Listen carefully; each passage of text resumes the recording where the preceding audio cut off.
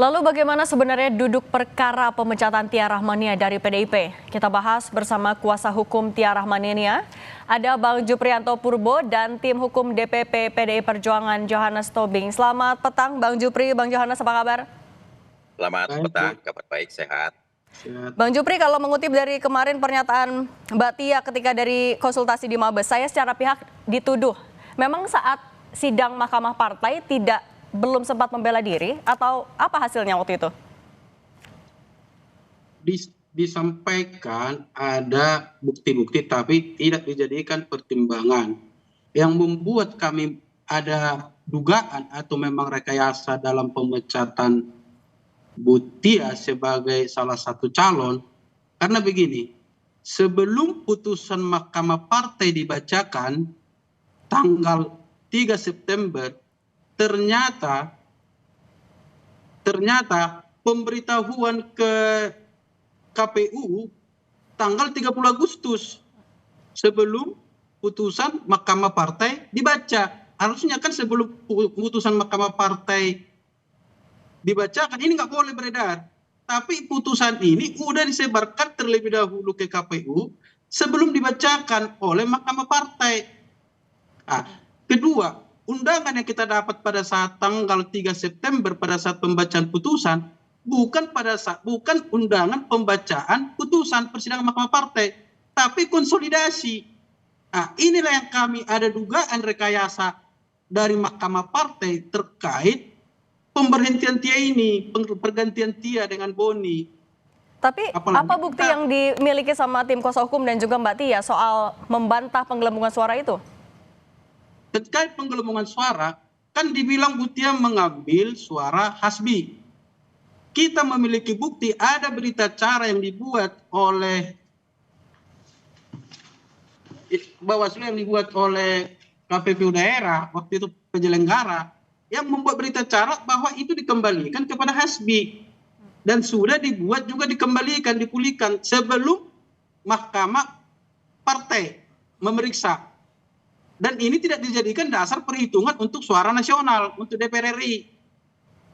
Oke, saya ke Bang Yohanes. Ini dilaporkan dan ini diakomodir oleh Mahkamah Partai. Inilah yang membuat kami dikasih kesempatan, tapi pembelaan kami tidak diterima, jadi tidak seimbang ini pemeriksaan. Makanya kami sampai mengajukan gugatan ke Pengadilan Negeri. Yang kedua, kenapa kami bilang bahwa Mahkamah Partai melakukan fitnah? Karena begini, kan Mahkamah Partai itu tidak memiliki kewenangan untuk menyatakan seseorang itu melakukan kejahatan. Nah, ini kan yang dikatakan Mahkamah Partai, Bu Tia melakukan penggelembungan suara pada pemilu. Artinya apa? Bu Tia melakukan tindak pidana penggelembungan suara dan dia ada pidananya, sanksi pidananya. Makanya itu saya bilang Mahkamah Partai telah mengambil apa yang menjadi kewenangan Pengadilan Negeri, Kejaksaan, Kepolisian. Oke, Bang Jupri tahan dulu, saya mau minta pendapat dari Bang Yohanes. Bang Yohanes, tadi kalau dari kuasa hukumnya Mbak Tia bilang diduga ada rekayasa. Kemudian juga kalau kita mengutip dari Bawaslu Banten, memang ditemukan ada 8 PPK yang terbukti memanipulasi suara, tapi tidak terbukti kalau ada kaitan dengan Mbak Tia Rahmania. Kalau dari Mahkamah Partai saat itu, temuannya apa saja sebenarnya Bang Yohanes? Nah, jadi perlu saya klarifikasi dulu ya. Yang pertama, jadi ketika seseorang itu diadukan ke Mahkamah Partai, ya tentu akan diperiksa. Kedua belah pihak yang berperkara itu akan pasti diperiksa tuh.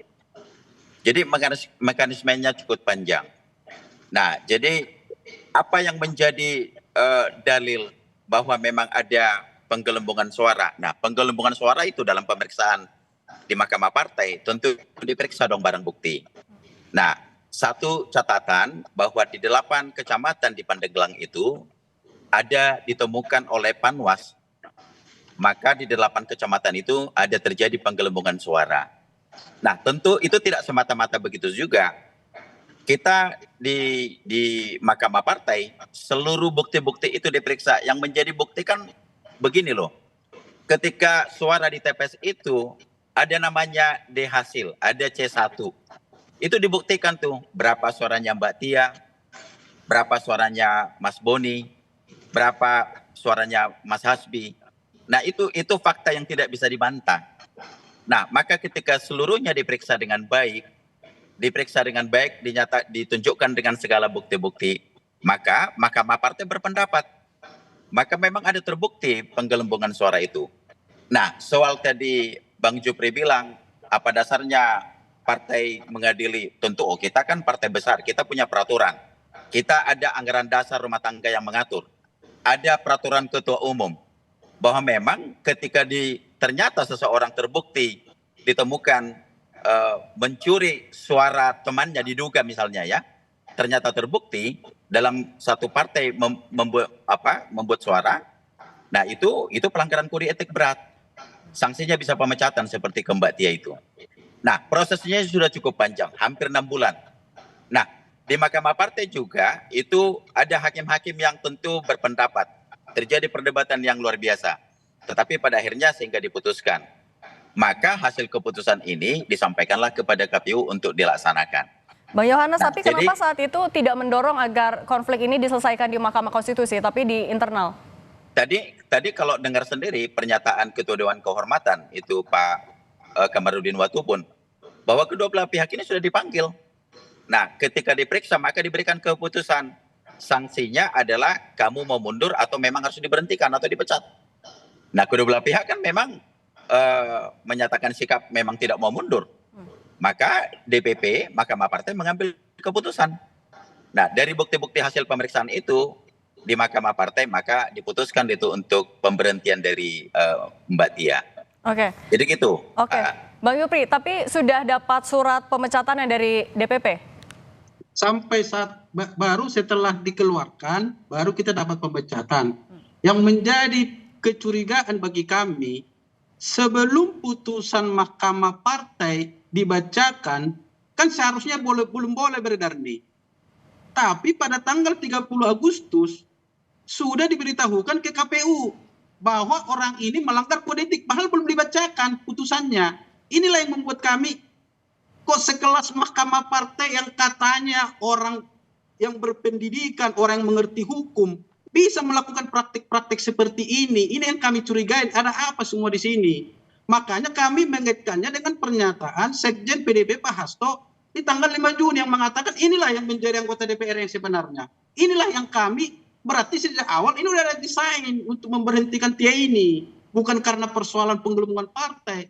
Karena kalau dibawa ke Mahkamah Konstitusi, kemungkinan tidak ada jaminan untuk dia kembali menjadi anggota DPR. Tapi karena ada jaminan dari partai, sehingga mengajukan ke Mahkamah Partai, di mana seharusnya berdasarkan pasal 474 Undang-Undang Mahkamah Konstitusi, Undang-Undang Pemilu, di mana jelas mengatakan kalau perselisihan hak itu dilakukan di Mahkamah Konstitusi kalau ada perselisihan suara.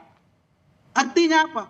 Mahkamah Partai telah melanggar apa yang sudah dibuat dalam Undang-Undang Pemilu. Sama aja kalaupun katanya dari orang Pak Johannes tadi mengatakan, kami punya aturan, kami punya...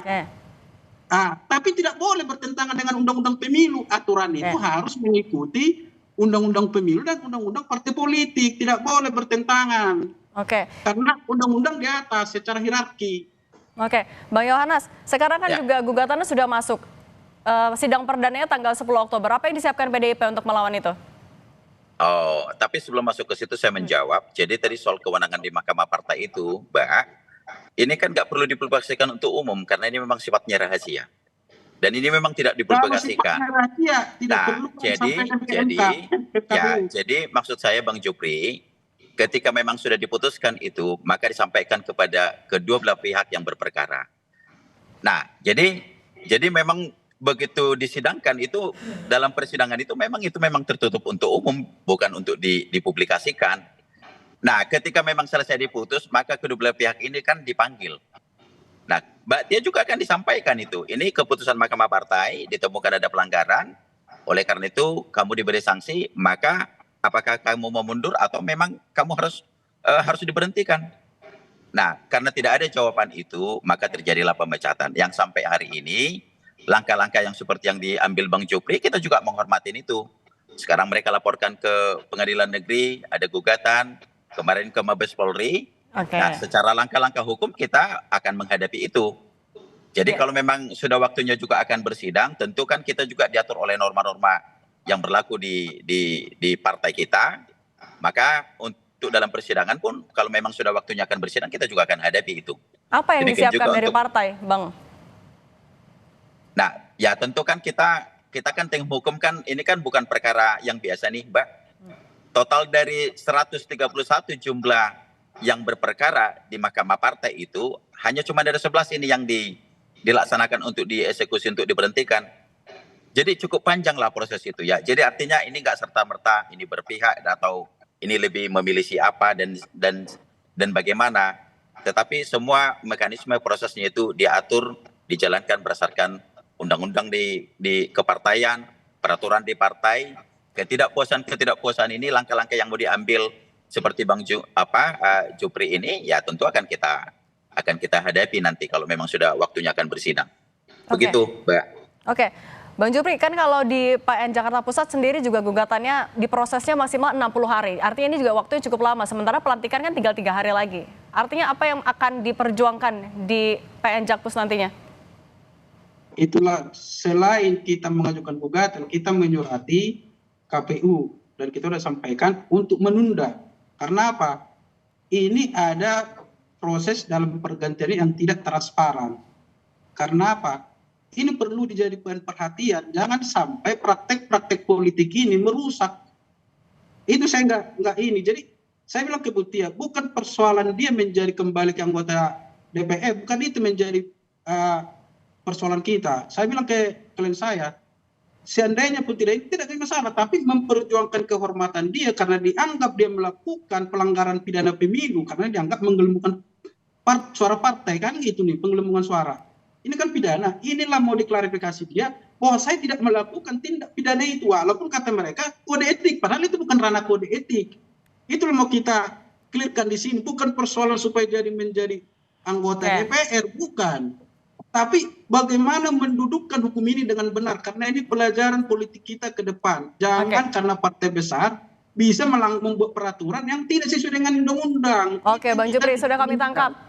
Oke, nanti kita tunggu sama-sama di tanggal 10 Oktober seperti apa pembuktian dari masing-masing. Bang Juprianto Purba, pengacara Tiara Mania, terima kasih. Bang Yohanes Oberlin Tobing, tim hukum DPP PDIP juga terima kasih. Selamat petang, sehat selalu.